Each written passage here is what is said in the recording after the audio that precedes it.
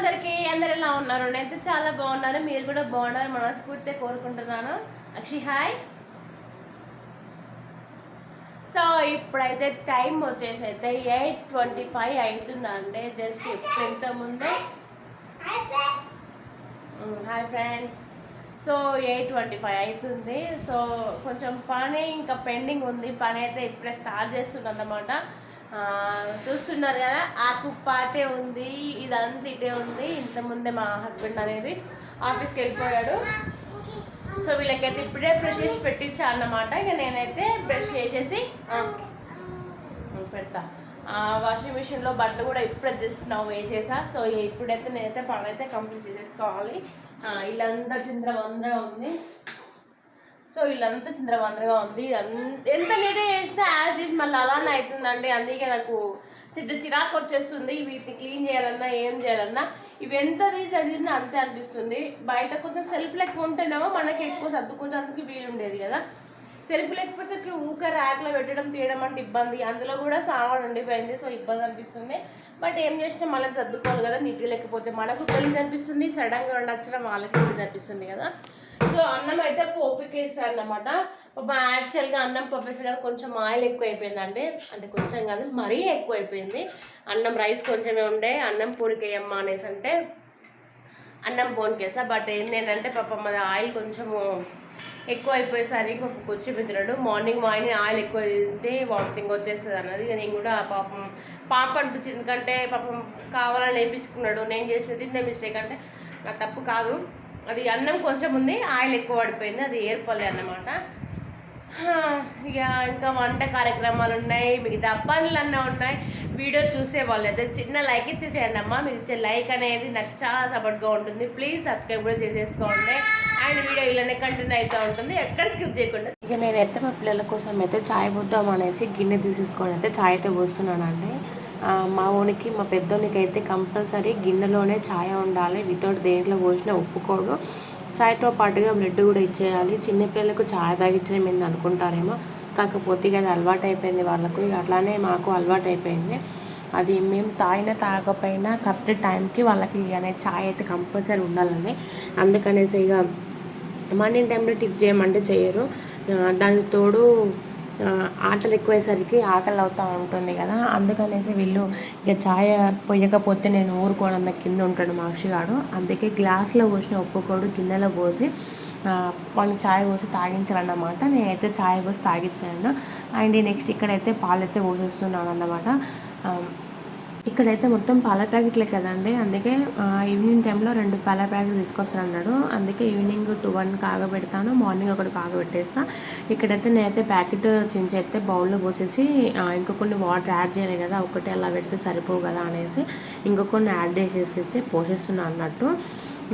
మనము ఎంత చిక్కగా ఉంటే అంత బెటర్ అనుకుంటాం, కానీ పాలు సరిపోవట్లేదండి. 1/2 లీటరే కదా. సో పిల్లలకి ఛాయ్కి కావాలి, అండ్ మా చిన్నకి పాలు తాగడానికి కూడా కావాలి కదా. అదే విధంగా చేసి సరిపోవట్లేదు, అందుకే కొంచెం అడ్జస్ట్ చేసుకోవాల్సి వస్తుందండి.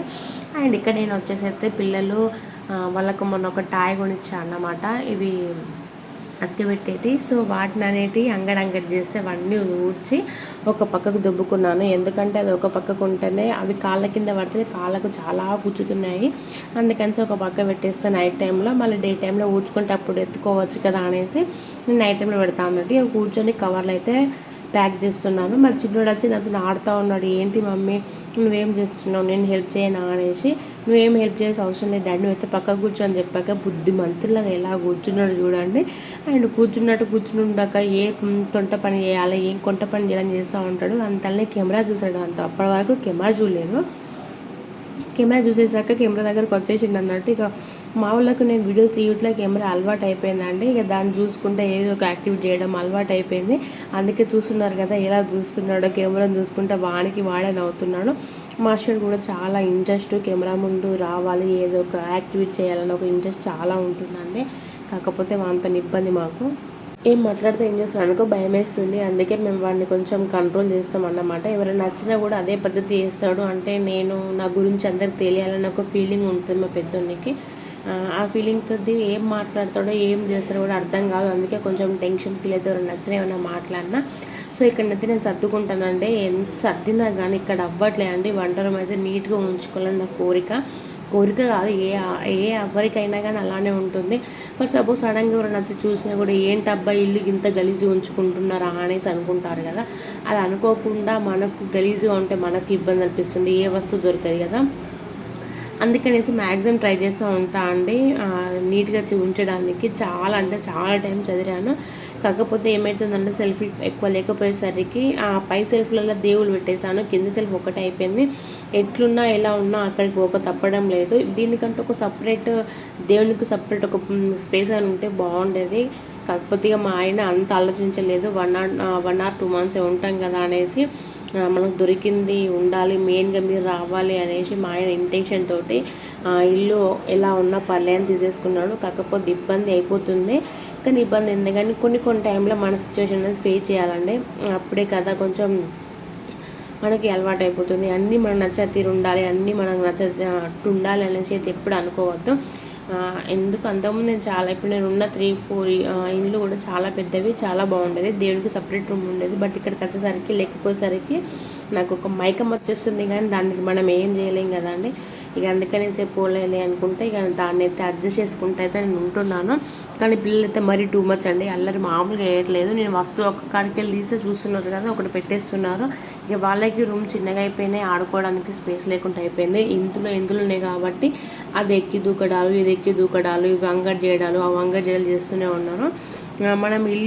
మనకు డబ్బాలు అవసరం లేదు, ఎందుకు డబ్బాలని మా హస్బెండ్ అంటాడు. కాకపోతే డబ్బాలు లేకపోతే ఎంత ఇబ్బంది ఉంటుందో అనేసి నాకు తెలుసు. ఏ ఒక్క వస్తువు పిల్లలకి ఏదైనా ఐటెం పాపడాలో సంథింగ్ ఏదో ఒకటి కాల్చినాక వాళ్ళు మొత్తం తినరు కదా, అదేవిధంగా దాచిపెట్టడానికి డబ్బాలు దొరికాయి. అందుకే అన్ని డబ్బాలు తీసుకుంటున్నాను. కాకపోతే మా ఆయన తిడుతూ ఉంటాడు, నీకు డబ్బాలు పిచ్చి తప్ప ఇంకే పిచ్చింది అనేసి. ఇక ఫైనల్ ఏమైంది అని అంటే ఇక్కడైతే అన్నం అయితే కొంచెం మిగిలిందండి. పాపం పొద్దున చెప్పే కదా మా ఆయన పాపం ఆయిల్ ఉందనేసి తినలేదు. అది కొంచెం ఉంది కదా అనేసి పైది తీసుకొచ్చాను, మా పిల్లలు తింటారేమో అనేసి. మా చిన్న తినబెడితే చెప్పాను కదా వాళ్ళకు అది కెమెరా అట్రాక్షన్ ఎక్కువ, అందుకే కెమెరా అది చూస్తూనే ఉంటారు. ఒకసారి పెట్టాను, తీసి పక్క పడేసిండు. సెకండ్ టైంకి కథ నోట్లకెళ్ళి తీసి ఉంచేసిండు. ఇక మాషన్కైతే తినబెడుతున్నాను. వానికి వాడు మెంటల్ అంటే వాడు ఎప్పుడు తింటాడు, వాడు ఎప్పుడు తినకుండా ఉంటాడు అనేసి నాకు అస్సలు అర్థం కాదు. అప్పుడే తింటా అంటాడు, అప్పుడే తిన అంటాడు. ఫర్ సపోజ్ నేను తింటా అంటే కథ పెట్ట మమ్మీ అంటాడు. ఇక అందుకనేసి నేను ముందే అడుగుతా తింటావా తినవా అనేసి. తింటా అంటే కంపల్సరీ తినిపిస్తూ ఉండే, ఎందుకంటే వాళ్ళు ఆడే ఆటకి వాళ్ళు తినేదానికి వాళ్ళు ఆడే ఆటకు సరిపోదు. చూస్తున్నారు కదా మా చిన్నోడు ఆల్రెడీ ఊసేసిండు అన్నమాట. వీళ్ళు కరెక్ట్ తినే టైంకి ఇట్లా వేస్తే నాకు అస్సలు నచ్చదు, నాకు చెడ్డ చిరాకు వస్తుంది. నాకు అసలే వామిటింగ్ సెన్సేషన్స్ ఎక్కువ ఉంటుంది అన్నమాట. ఏదైనా వస్తువు చూసి అంత వామిటింగ్ వచ్చినట్టు అవుతూ ఉంటుంది. అందుకే చాలా వరకు నేను నిల్చొని కానీ వీళ్ళని ఆ పద్ధతిని తింటా అన్నమాట. ఇక మా అశ్వగాడు అయితే తినేస్తున్నాడు. మా అశ్వగాడు అయితే చాలా అంటే చాలా అదే అయిపోయిందండి. నాకైతే ఈ స్కూల్ లేకపోవడము, మేము ఇక్కడ ట్రాన్స్ఫర్ అవ్వట్లా, వాడి ఎడ్యుకేషన్ పరంగా చాలా లాస్ అవుతుండు. అండ్ వాడు మెంటాలిటీ కూడా వేరే మెంటాలిటీ అయిపోతుంది. ఎందుకంటే ఇంట్లో పిల్లలు ఉంటే చదువు మీద ఇంట్రెస్ట్ కన్నా ఆట మీద ఇంట్రెస్ట్ ఎక్కువ ఉంటుంది కదండి. ఆ పరంగా అయ్యి వాడు కూడా కొంచెం సైక్ అయిపోతున్నాడు అన్నమాట. ఆడుకోవడానికి ఎవరు లేరు, ఎటు పోవడం లేదు, ఇంట్లోనే కొంచెం సైక్ అయిపోయి కొంచెం మెంటల్ తనం అయిపోతున్నాడు. ఇక బట్టి ఏం చేస్తామో మేము చూస్తున్నాము. ఇంకొక 1 monthలో దేవుని పుణ్యాన్ని ట్రాన్స్ఫర్ అయిపోతే వీడి ఎడ్యుకేషన్ పరంగా చూసుకోవచ్చు కదా. మా తిరుగుడు కోసం అని వీడి ఎడ్యుకేషన్ ఖరాబ్ చేస్తున్నామా, లేకపోతే ఫ్యూచర్ ఆలోచించి తిరుగుతున్నామా, మాకైతే ఇప్పటికి అర్థం కావట్లేదు. కోల్దమ్మడం అయితే కంప్లీట్ అయిపోయింది. ఇప్పుడైతే రైస్ పెట్టేసుకొని వంట వేసేసుకోవాలి. ఇప్పటి టైం వచ్చేసి 11:30 అయిపోతుంది. మా బుడ్డోళ్ళు మళ్ళీ బైక్ ఇంట్లో పట్టుకొచ్చేసుకొని ఆట ఆడుతున్నారు. ఈ రూమ్ చిన్నగా ఉన్నాయని నేను అన్ని బయట పెడితే వాళ్ళు తీసుకొచ్చి అన్ని పెట్టున్నారు. దానికి కొట్లాట. సో ఇదైతే మా బోల్ అయితే క్లీన్ అయిపోయింది. ఇప్పుడైతే వంట అయితే వేసేసుకుంటా. ఈ రైస్ పెట్టే టైం అయితే అయిపోయిందండి, అందుకే రైస్ అయితే పెట్టేస్తున్నాను. ఇవి యాక్చువల్గా మేము తినేది జై శ్రీరాము రైస్ అంత బాగుండేది తెలుసు, అంతకుముందు తీసుకునేది. కాకపోతే ఇక్కడికి వచ్చాక ఇది ఏదో రైస్ అండి, పాత అంటే కొత్త రైస్ తీసుకుంటే అన్నం మెత్తగా అవుతుంది కదా, సో తినరు మా వాళ్ళు. అందుకనేసి మా ఆయన పాత రైస్ పట్టుకొచ్చిండ్రు. చాలా ఓల్డ్ అంటే ఓల్డ్ రైస్, 2 years రైస్ ఏమో అంట. ఇది అంత బాగుండట్లేదండి, లావ్ అవుతుంది, నాకు అంత నచ్చట్లేదు. కాకపోతే ఇక అడ్జస్ట్ అవ్వాలి కదా అనేసి తినేస్తున్నా. వన్స్ ఒకసారి ఒక దానికి అలవాటు అయినా మనం అంటే ఇంకో ఇంకోదానికి అలవాటు అవ్వడానికి చాలా టైం పడుతుందండి. మేము మ్యాక్సిమము ఇప్పుడు 3 ఇయర్స్ నుంచి జై శ్రీరామే తింటున్నాము. సో అది అనేది ఇక్కడ దొరకట్లేదు. ఇది దొరకక పాత బియ్యం అన్నాక ఈ బియ్యం తీసుకొచ్చాడు, కానీ అన్నం చాలా అంటే చాలా లావ్ అయిపోతుంది. కాకపోతే ఏం చేస్తామండి, తినక తప్పదు కదా. ఇది రైస్కి 1కి 2 వాటర్ గ్లాస్ అనేది పడుతుంది. అంతకంటే ఎక్కువ పోయలేము. ఎంత పాత రైస్ అయినా 1కి 2 గ్లాస్ పడుతుంది అంతేనండి. ఇక్కడ నేను 3 కప్స్ పెడతాను, సరిపోతుంది మా కాడికి ఎనఫ్. పిల్లలు కూడా మా చిన్నోనికి అంతకుముందు రైస్ మెత్తగా అండి పెట్టేదన్నమాట వానికి సపరేట్గా. కాకపోతే ఇప్పుడు మాత్రమే మేము కలుపుకొని తినేస్తున్నాము. అందుకే ఒకటే దాంట్లో కొంచెం వానికి రైస్ అన్నిట్లో కూడా బడ్డీని తగ్గిపోయింది. ఇక వంటకి వచ్చేసిందంటే నేను బెండకాయ అనేది కట్ చేయాలి, వండాలి. కాకపోతే అది వీడియో షూట్ చేయలేదండి.